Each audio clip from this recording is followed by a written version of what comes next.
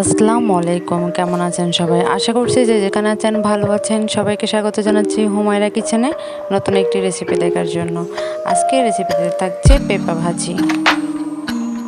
পেঁপে ভাজি কিভাবে করে তা আমি আজকে আপনাদেরকে দেখাবো। এই ভাজিটা রুটি, পরোটা সব কিছুর সাথেই অনেক বেশি ভালো লাগে। পেঁপে ভাজি করার জন্য পেঁপেগুলো আমি কেটে নিয়েছি। এখন একটা কড়াইয়ে তেল দিয়ে নিচ্ছি। তেল দিয়ে এখানে কেটে রাখা পেঁয়াজ, মরিচ, রসুনগুলো দিয়ে নিচ্ছি। পেঁয়াজ, মরিচ, রসুনগুলোকে আমি কিছুক্ষণ ভেজে নেব। যতক্ষণ না নরম হয়ে যাবে ততক্ষণ ভেজে নিতে হবে।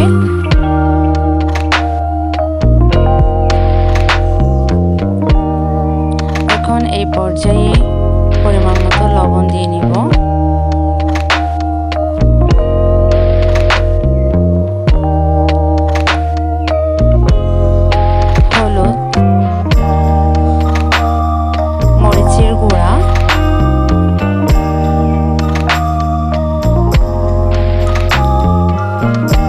মশলার গুঁড়া সব কিছু একসাথে মিক্স করে নিব। এখন মশলাটাকে ভালো করে কষিয়ে নিতে হবে। আমি এই পর্যায়ে সামান্য পরিমাণে পানি দিয়ে নিব। পানি দিয়ে ভালো করে মশলাটাকে কষিয়ে নিতে হবে।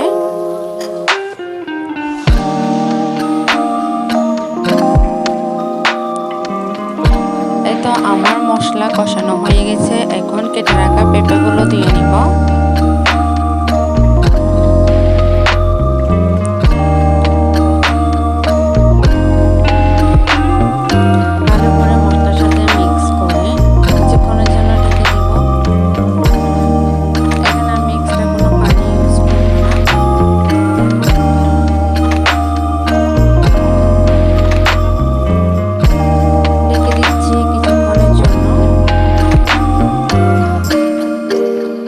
দেখেন এখান থেকেই অনেকটা পানি বের হয়েছে। এগুলো দিয়ে ভাজিটা হয়ে যাবে। এক্সট্রা করে আর কোনো পানি ইউজ করতে হবে না।